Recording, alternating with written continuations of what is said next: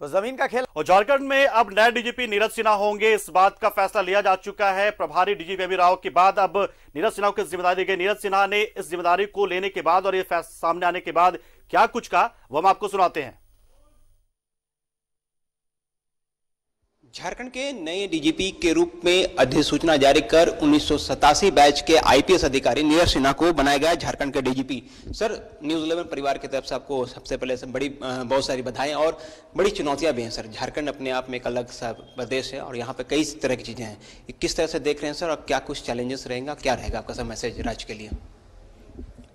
कानून की जो आवश्यकता है, कानून जो कहता है उसके अनुसार और सरकार की प्राथमिकताओं के अनुसार काम करेंगे। सर, झारखंड में अभी हाल के दिन में आज भी सिंहभूम हो या फिर बोकारो हो, नक्सली वारदात हुए हैं सर।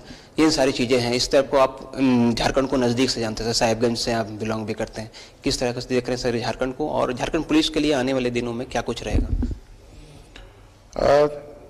विधि व्यवस्था से संबंधित और अपराध नियंत्रण से संबंधित जो भी कार्य हैं वो प्राथमिकताओं में रहेंगे।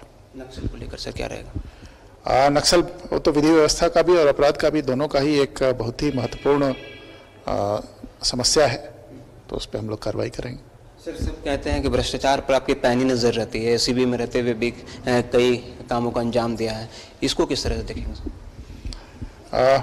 वो तो हम लोग वही काम करते रहे हैं अभी तक, तो इसलिए जो कार्रवाई की गई है वो जारी रहेगी। सर, झारखंड पुलिस में कई सवाल खड़े किए जाते हैं, पॉलिटिकल प्रेशर भी काफ़ी होता है सर, तो एक प्रमुख एक कंधे में एक बड़ा बोझ है सर, मजबूत दिया गया है कि आप स्वतंत्र होकर के काम करेंगे बिना किसी दबाव को लेकर के, इस पर किस तरह का काम रहेगा सर, विस्तार से थोड़ा जानना चाहिए। मैंने कहा कि कानून के अनुसार काम होगा, सरकार की प्राथमिकताओं के अनुसार काम होगा। सर, एक और सवाल जानना चाहेंगे सर, झारखंड में आतंकी कनेक्शन भी रहा है, स्लीपर सेल्स रहे हैं, पूर्व में पटना ब्लास्ट से जुड़ा है, फिर भी कुछ कुछ चीज़ें आज छन करके आती रही है। इंटरनेशनल दबाव भी काफ़ी रहता है कि जब आतंकी संगठन सक्रिय होते हैं तो एक अलर्ट झारखंड के लिए भी आता है, तो इस पर क्या कुछ रहेगा और किस तरह की कार्रवाई की जाएगी? देश की सुरक्षा और राज्य की सुरक्षा सर्वोपरि रहेगी।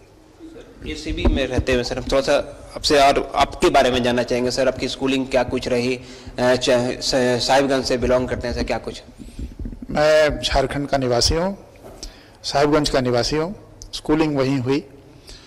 उसके बाद कॉलेज साइंस कॉलेज पटना से और पोस्ट ग्रेजुएशन जवाहरलाल नेहरू विश्वविद्यालय नई दिल्ली से हुई। राज्य की जनता को क्या कुछ मैसेज रहेगा झारखंड पुलिस के नए डीजीपी के रूप में नीरज सिन्हा की तरफ से? जनता से मेरी अपील है, मेरा अनुरोध है, मेरी प्रार्थना है कि अपराध नियंत्रण के कार्यों में, विधि व्यवस्था संधारण के कार्यों में, कानून का राज बनाए रखने के कार्यों में जनता का सहयोग आवश्यक है।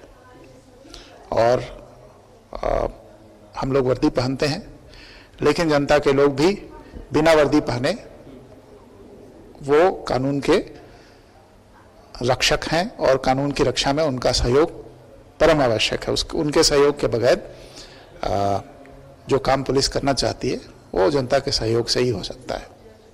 जनता का तो सहयोग मिलेगा सर। आपराधिक मामले, नक्सली मामले और इन सारे असामाजिक तत्वों को जो समय समय पर सौहार्द बिगाड़ने की कोशिश करते हैं, पुलिस को टारगेट करने की कोशिश करते हैं, इन पर क्या कुछ कड़ा मैसेज आपके तरफ से रहेगा, किस तरह से देखेंगे इसको?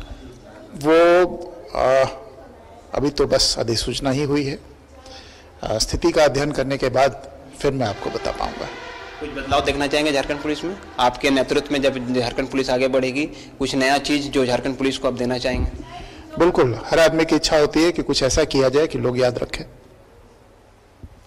ये थे राज्य के नए डीजीपी नीरज सिन्हा, जो कि लगातार एसीबी में रहते हुए कई कामों को अंजाम दिया, जैप को एक बड़े पैमाने पर ऊंचाइयों पर पहुंचाया। अब झारखंड पुलिस के प्रमुख के रूप में एक तरह से कहें, डीजीपी के रूप में अधिसूचना जारी होती है, डीजीपी के नए पद में पदभार लेने हैं, तो ऐसे में कई प्राथमिकता सर ने बताई हैं कि किस तरह से आने वाले दिनों में चेंजेस देखने जाएंगे, झारखंड पुलिस को एक नए स्तर पर ले जाने का प्रयास किया जाएगा।